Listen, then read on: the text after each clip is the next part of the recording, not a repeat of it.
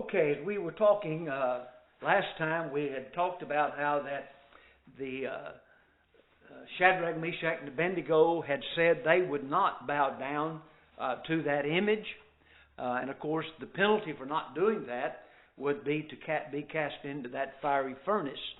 And they, as you remember, they said, we're not careful to answer you. We're not afraid to tell you. We're not going to do that. And our God can deliver us if He so chooses. But if not, we will still not bow down to that golden image. And of course, we talked about that and how that these three understood and remembered that God had said, have no graven image and no gods before me. And that meant wherever they were. I thought about that after our class. It did not matter where they were not going to violate God's law. No matter what circumstance they were in, no matter what their surroundings were, they were not going to violate God's law. And again, as I said, I cannot help but think every time I go to that point is thinking about what Revelation 2 verse 10 says. Be thou faithful unto death, and I'll give you a crown of life. If Shadrach, Meshach, and Abednego had burned up in that furnace, they would have been rewarded. So they knew what God would do and how God would bless them and how He would reward them. And of course, then in verses 21 through 25, we find there the deliverance.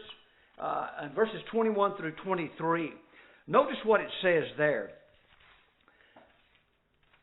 I've said this before. It could have just said a furnace or into fire, but it was a burning fiery furnace that was heated up 7 times what it normally would be.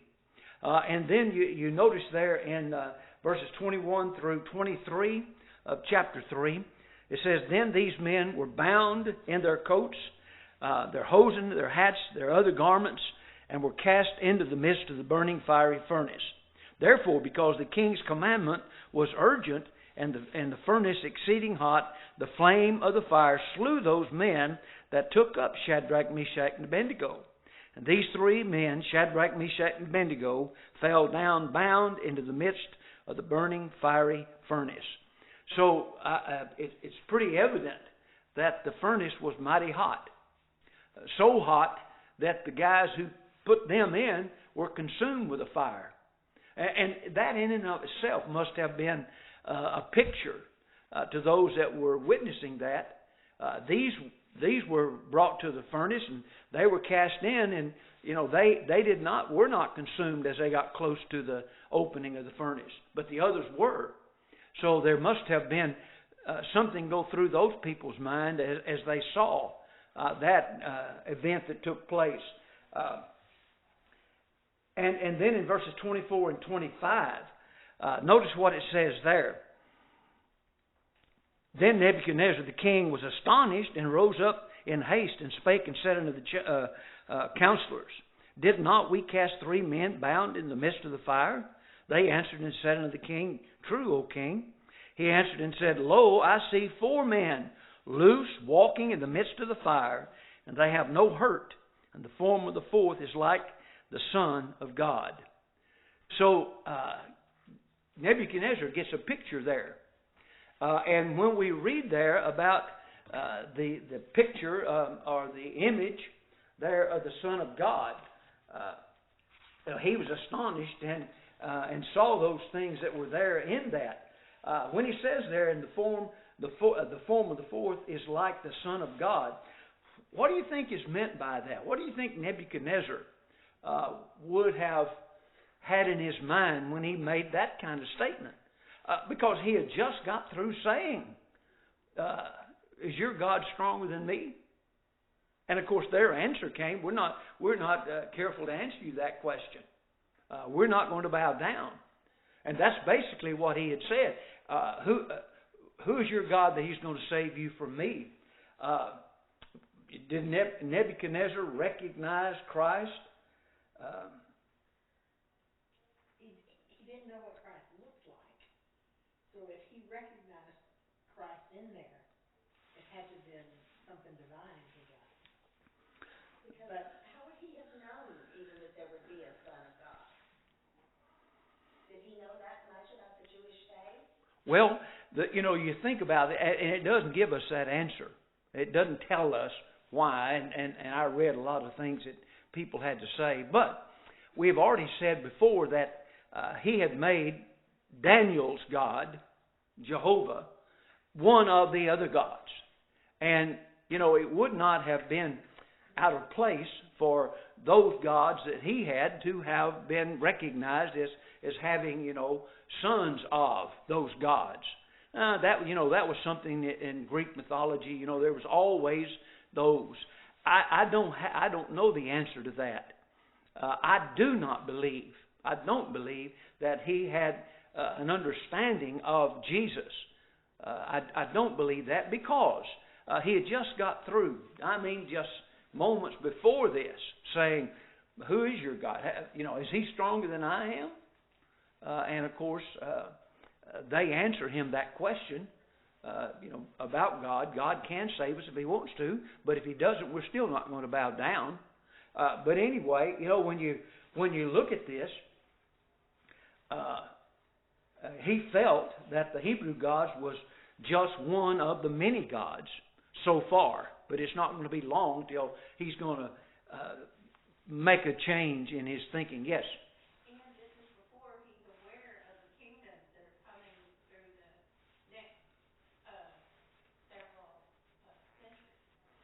Well, right. He's not. He doesn't recognize or understand any of that at this point. But as I said, he sees. I think that he sees that they are not burned, and so therefore, in his mentality, would it not be the help of the gods that had kept them from burning? So it would not be out of place for him to have that thought in his mind about. Here's some deity that's come to give them aid. Yes, sir. He didn't learn his lesson very well because another couple chapters he's out eating grass with the animals. Yeah, it goes on, and you say, well, but he hadn't learned his lesson as yet. That's why I would not say yes. He recognized and understood about the Son of God. I think that, and this is my feeling about that, is that he saw they were not burned. There was somebody else down there. So it had to be one of part of their deity, their God, that was there protecting them. Yes? Well, we know that patriarchal law people, we know they turned to idols a lot. But the ones that didn't turn to idols, were they not also expecting someone like Christ? If they were the other law that men had to abide by, were they not looking for some kind of promise? And didn't Daniel mention that promise later on to such men as that? Well, it might be, but the thing here is, it doesn't have to do with the Hebrew children. It has to do with Nebuchadnezzar. He would not. That would be something foreign to him, I would think. And as I said, because of what he said before, I'm stronger than your God. And even before, when he recognized, he said, God of gods. In other words, a powerful deity. That was the point that he would make with that statement. But anyway, as we go on a little bit further, there in verses 27 and 28, well, let's look at verse 26. We didn't do that one. Then Nebuchadnezzar came near to the mouth of the burning fiery furnace and spake and said, Shadrach, Meshach, and Abednego, ye servants of the Most High God, come forth and come hither. Then Shadrach, Meshach, and Abednego came forth of the midst of the fire.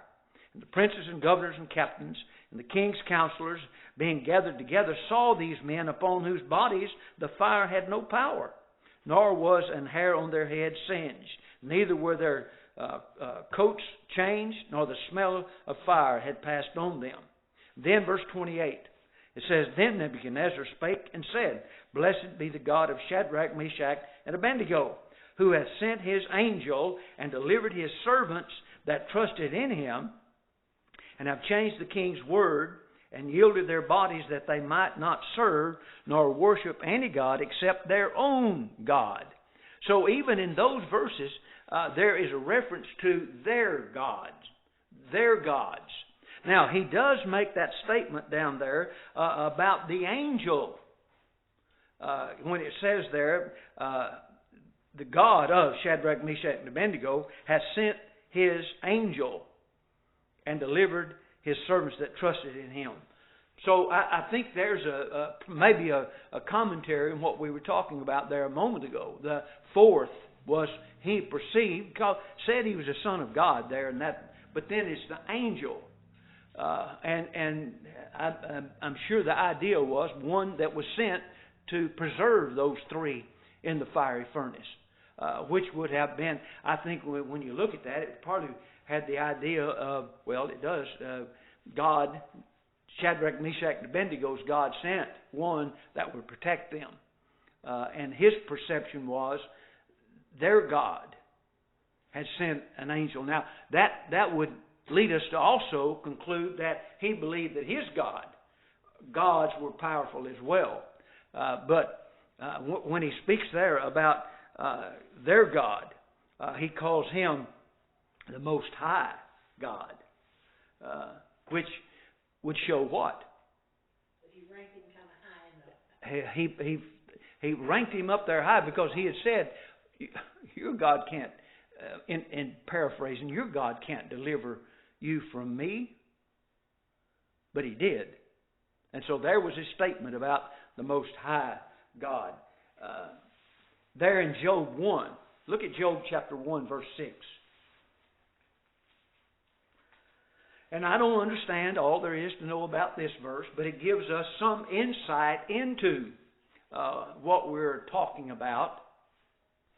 Because there in Job chapter 1, verse 6, it says, Now there was a day when the sons of God came to present themselves before the Lord, and Satan came also among them.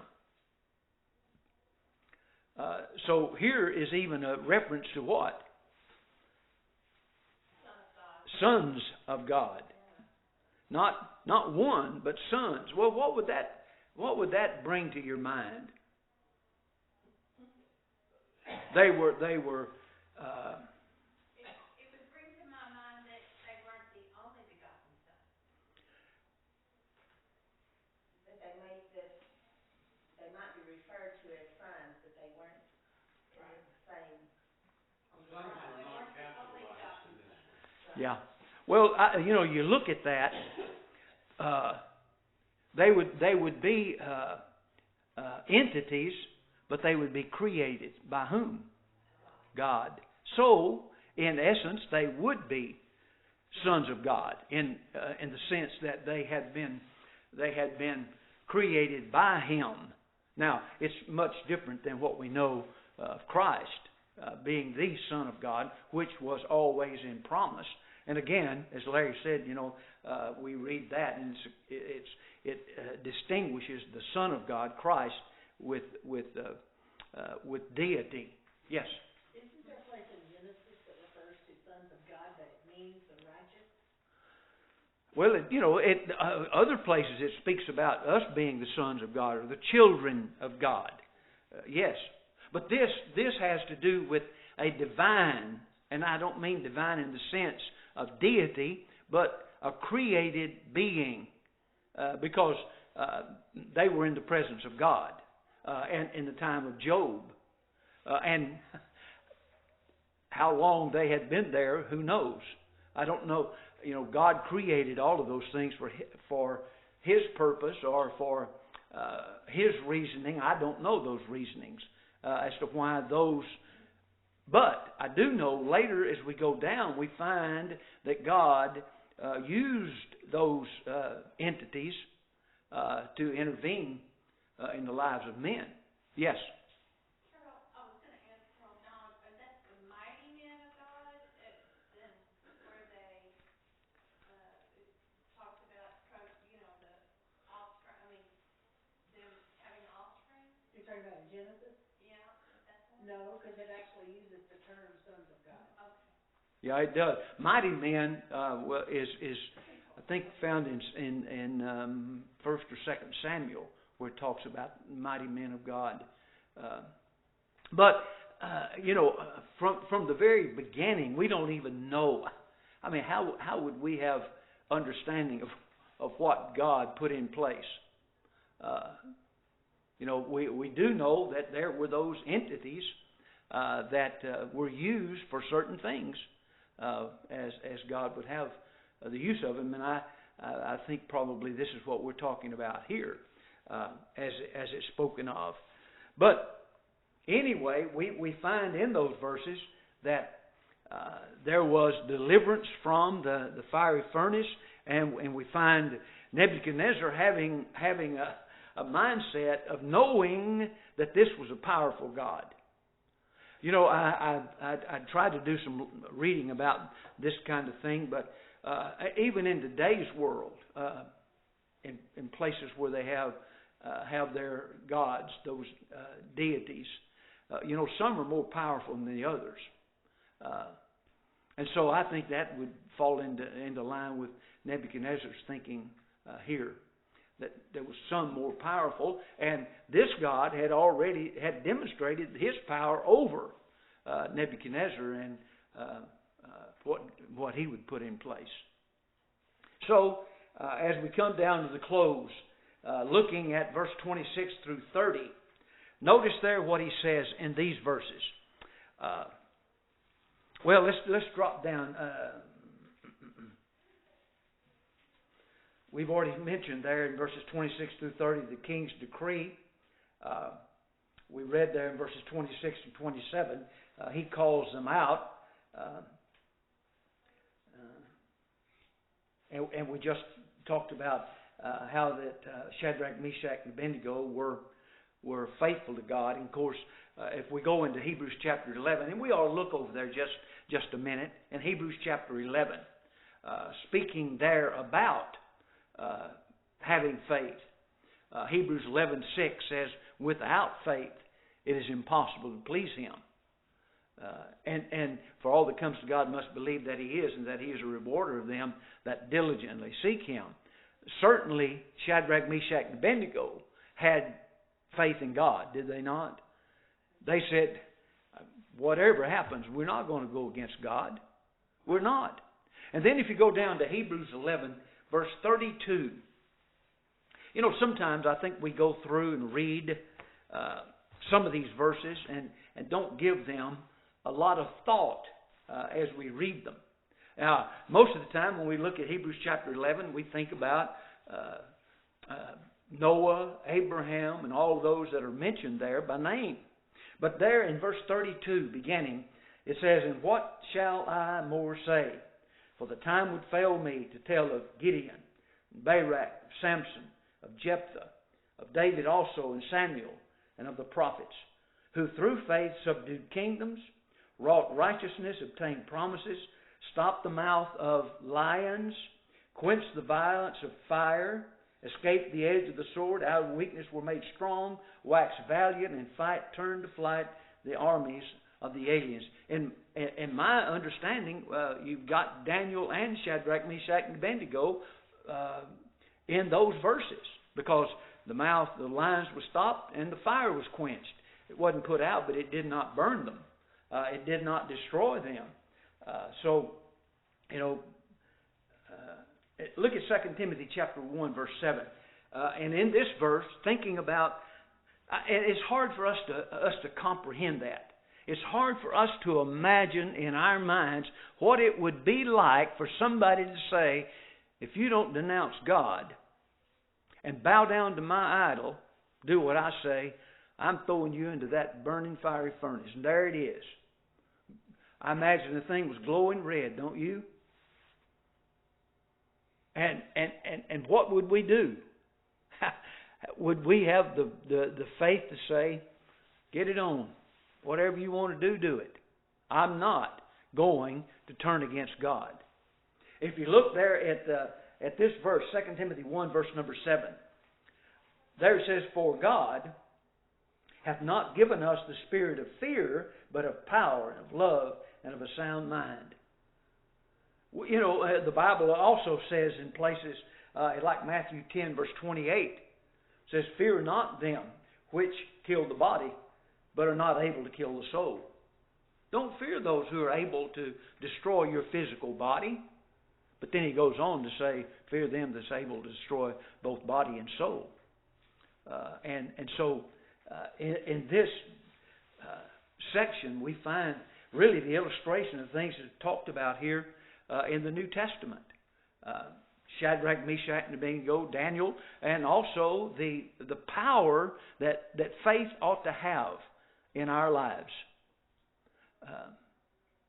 And faith is a powerful thing if we use it properly. Faith can keep us going as we ought to go. Faith will keep us. You know, really what we're looking at when we talk about faith, we're talking about, you know, in places we read the faith, that's talking there when it uses that, the in front of that, it's talking about the system of faith. But then you talk about my faith and your faith. That's a little bit different because it's something that we have within us because we know God's Word, we have obeyed God's Word, and we're going to be faithful to God's Word at all costs because God made a promise. Having faith that God is going to do exactly what He said He would do. Two sides of that. You know, God said if we're faithful unto death, He'll give us a crown of life.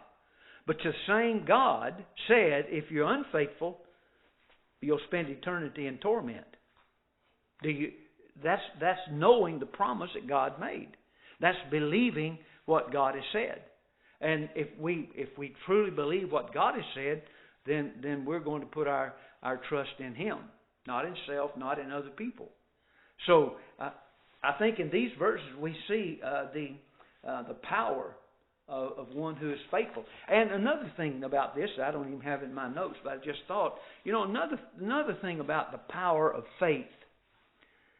If we stand when things are difficult, and as I've said several times, we've not come face to face with death.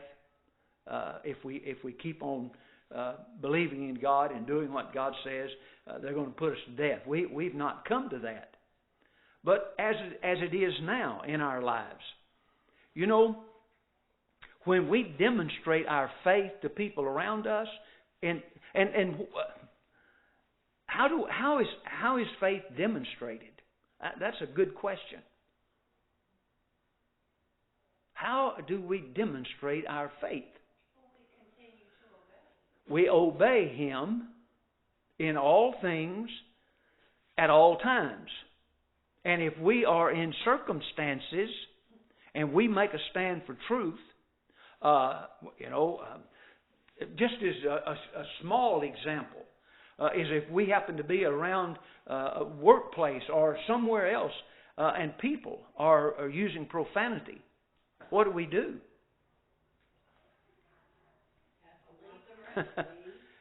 We ask, but by our action, we are demonstrating our faith.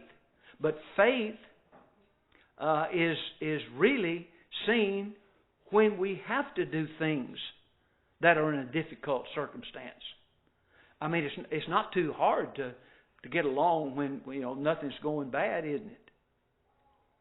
It's when we're tried and tested that our faith. Now we have faith all the time. I don't want to diminish that thought, but it's when we're tried, when we're tested, that our faith really comes through and shines. Because when things are not difficult, then we might not even think about that. Isn't when we're trying and tested when we actually are contending for the faith? Well, yes, that's part of that. Contending, defending the faith sometimes. Like in James chapter 1. You know, when we're tried, when we're tested, either we are burned up and melted, or we come out as gold. We get rid of all the dregs. And every time we ought to be stronger. And people ought to see that. And by that, what happens? What happened to Nebuchadnezzar when he saw the faith? You know, it really was not so much they didn't burn. It's what they said before that. If he wants to save us, he will. But if not, we're going to go in that furnace. I would have probably been fighting with all of my might to stay out of that place. But they did not, because of their faith and their trust in God. I'm glad that this is an incident in history that God chose to put in inspired writing, because it's a powerful example for us to see a demonstration of one's faith. In chapter 6, we're going to see it again with Daniel. But in this, we find these three are going to be the ones that stand out as an example for us. Well, the king had made that decree, and then he look at verse 30. After all of this, then the king promoted Shadrach, Meshach, and Abednego in the province of Babylon. You know, they had already been put in a good position, had they not? Daniel had requested that, and they were put in a good position. That's one of the reasons these people kind of snuck around and told on them. And of course, then the king questioned them on all of that. But anyway, we find the king he had gone from mocking them to recognizing that they really had something. Yes? If they're now going to be in the province of Babylon, then that might mean, is that saying that they were someplace else before then? And now? No, he promoted them to be over.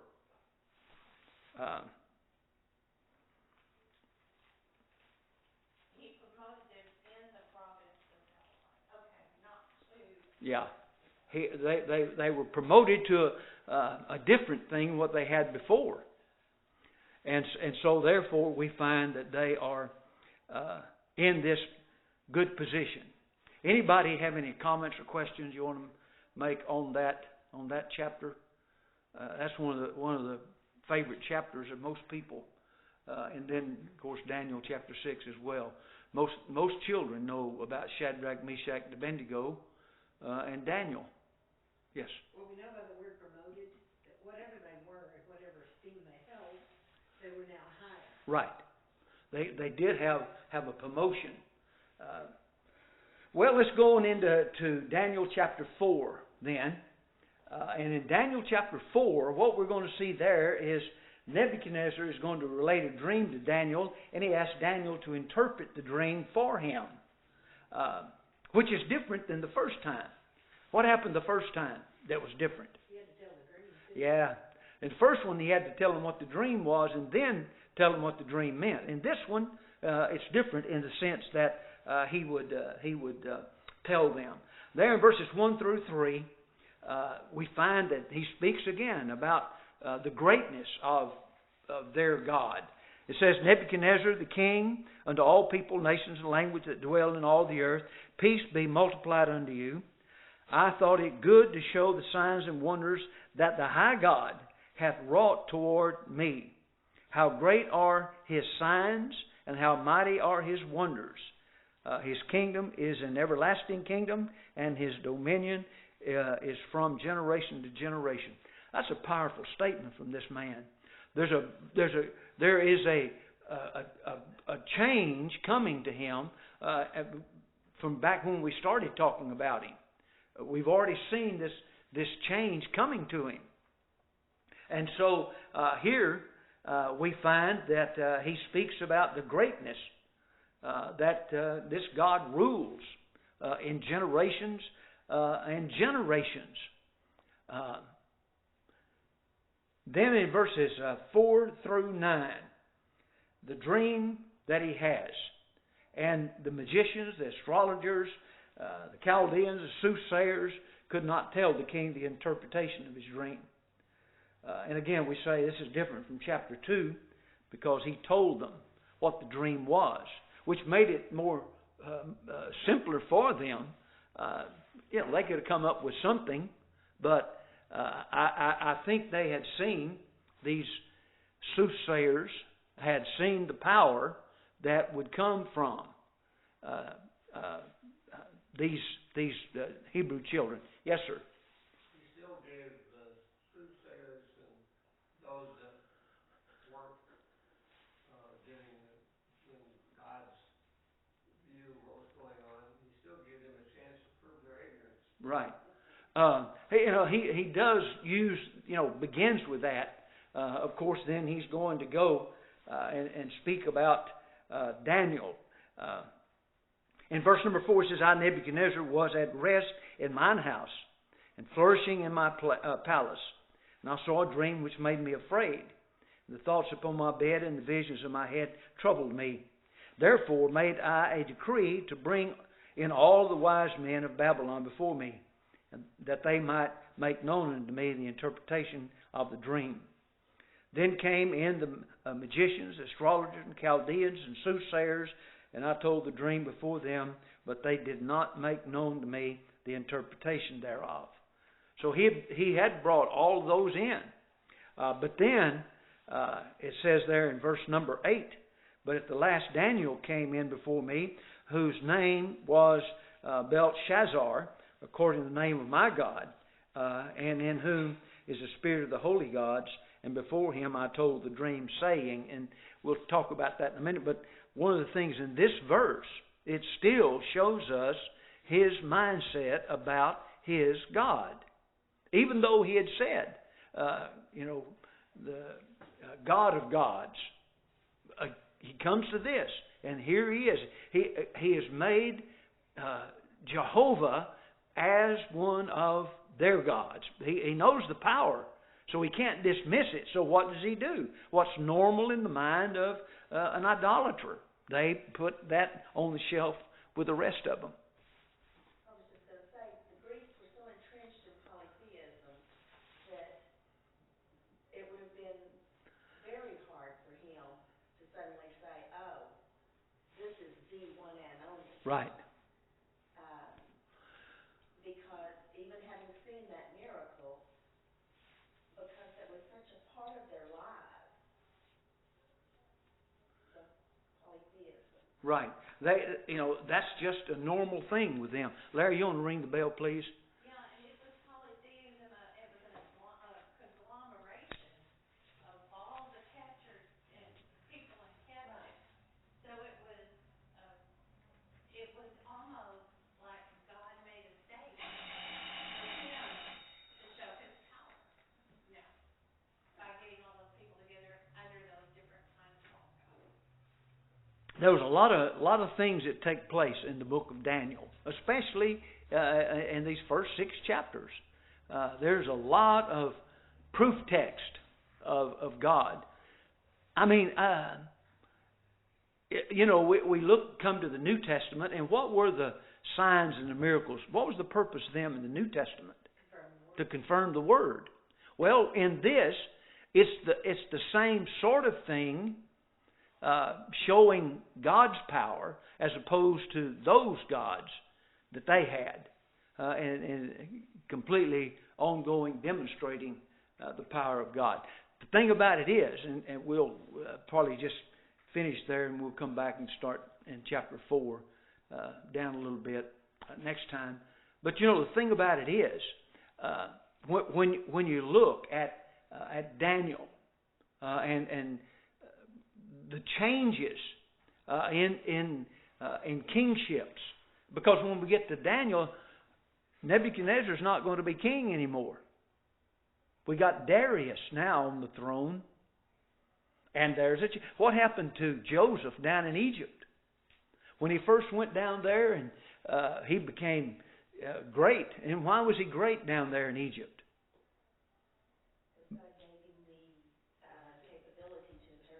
Because he interpreted those dreams. And then what happened? then a new king. In fact, it says one that knew not Joseph. And so we come now, as we get over into in the changing of the guard, as it were, makes a change in policy. And Daniel's going to be dealing with a different king. Well, we'll stop there and come back next time and pick up there at verse 4 and look.